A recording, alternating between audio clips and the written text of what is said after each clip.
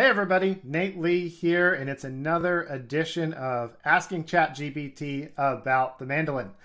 Now, this is a question that all players probably have crossed their mind at least once and sometimes a lot, and this happens across all levels. And that question is, why am I so bad at the mandolin? This often happens after going to a jam and it doesn't go well. Maybe there's songs you didn't know or something unexpected, a song you do know, but in a different key or faster than you can play.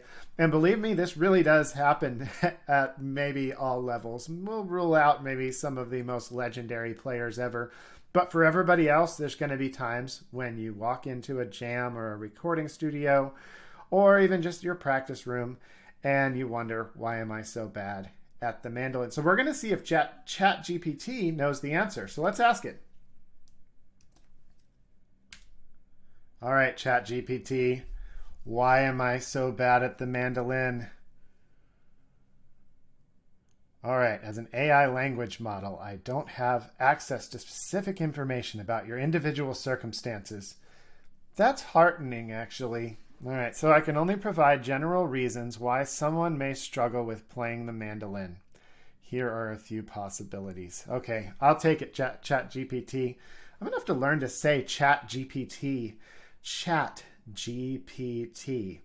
Red leather, yellow leather. Red leather, yellow leather. How now, brown cow? The quick brown fox jumped over the lazy dog. ChatGPT. ChatGPT. All right, I'm starting to get it. So let's see what ChatGPT has to say. Number one, lack of practice. Okay, and we all know this one, but I'm glad it said this. Really, if you're not practicing, you're not going to get better. End of story. That is why you're so bad at the mandolin. You've got to practice at all levels. Everybody must practice. There is no one on the planet getting better without practicing their instrument. It just doesn't happen. So ChatGPT says, learning to play a new instrument takes time and dedication. If you haven't been practicing consistently, you may find that you're not making progress as quickly as you like. So yeah, nailed it. First one. Two, inadequate instruction. Now, I'm not paying ChatGPT. I don't have the subscription, but it's right. Come take some lessons from me. I'll help you. And we can do some live online lessons and fix whatever's going on. So ChatGPT says, if you're trying to learn on your own or with insufficient instruction, you may not be developing the proper techniques and skills needed to play the mandolin well. So nailed it. You can get help from somebody like me. There are some other qualified teachers out there as well. There are things like Peghead Nation and Artist Works that have fantastic pre-recorded videos.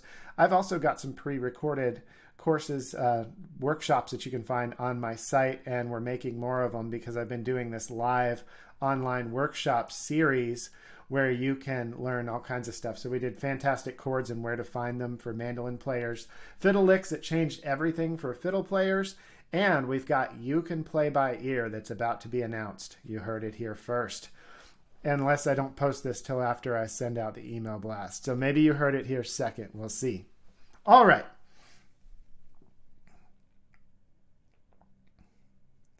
Physical limitations. Playing the mandolin requires dexterity and coordination, which some people may find challenging due to physical limitations such as arthritis or other hand or wrist injuries. So yeah, this is totally a thing.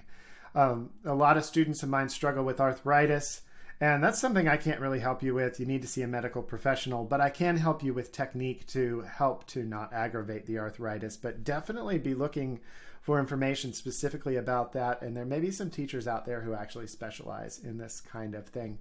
There are other factors like maybe you're missing a finger or something like that, but it's amazing to see what musicians have been able to do with major physical limitations. You know, Django Reinhardt horribly burned his hand to where the ring and pinky were fairly useless. He could do very little with them, but these other two, he became a legend. All right, next, lack of motivation. That sounds familiar. Maybe we'll explore the motivation thing soon. So let's see, what does ChatGPT say? It's possible that you simply don't enjoy playing the mandolin as much as you thought you would. Okay, if you lack motivation all the time, you might not enjoy playing the mandolin that much, and that's okay.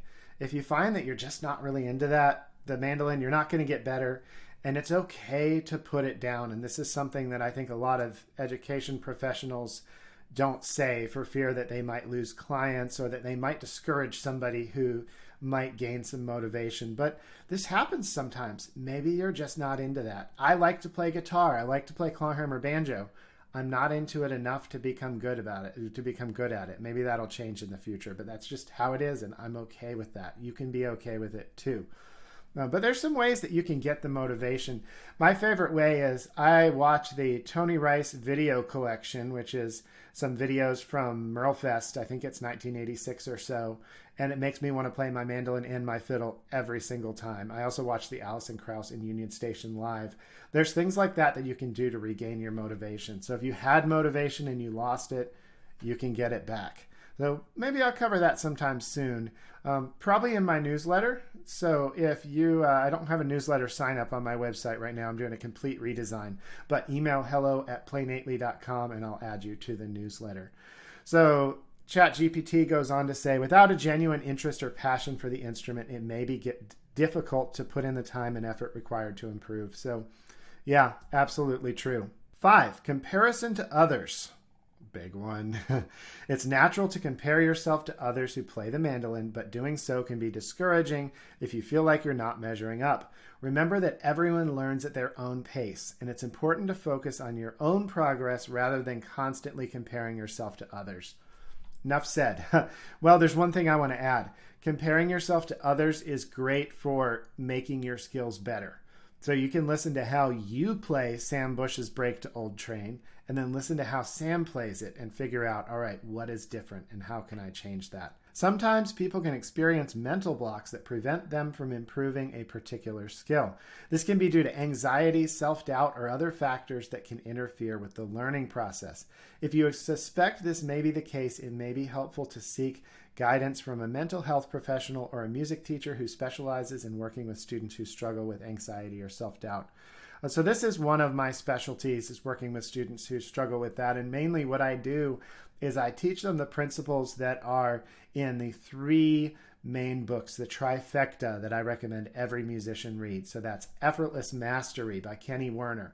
Links down in the description. Effortless Mastery by Kenny Werner. The Music Lesson by Victor Wooten. And The Practice of Practice by Jonathan Harnum.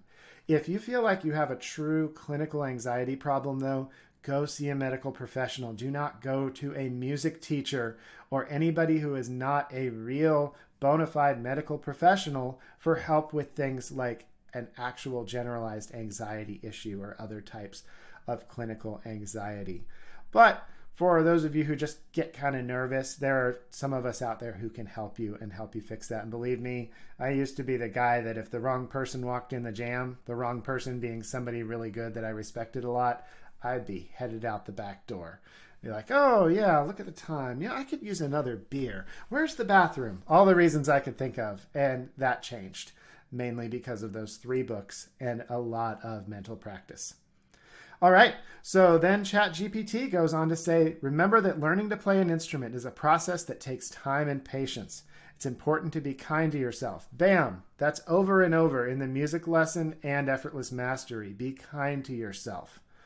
It's important to be kind to yourself and stay motivated, even if progress seems slow at times. With practice and persistence, you can improve your mandolin playing skills. ChatGPT has knocked it out of the park. This is why you're so bad at the mandolin, why I'm so bad at the mandolin. These things at all levels really matter. Let's go over that again. At all levels, lack of practice is disastrous. It's terrible. It makes you worse. Inadequate instruction. Even at high levels, high-level players get mentors. They find mentors to help them get better. So all levels. Physical limitations. That could be a problem at all levels as well. Lack of motivation. Even some of your favorite players feel this way sometimes. Comparison to others, especially your favorite players, may suffer from this at times. And mental blocks. We all get those sometimes. But you can get past it. All right, everybody, make sure to subscribe to this channel and click that like button for the YouTube algorithm. It's an easy and free thing that you can do to help the channel, and it only takes a second. Make sure to click that notification bell so you don't miss future videos. And if you're watching on Facebook, make sure to follow this page, click that like button, and share. All right, see y'all later.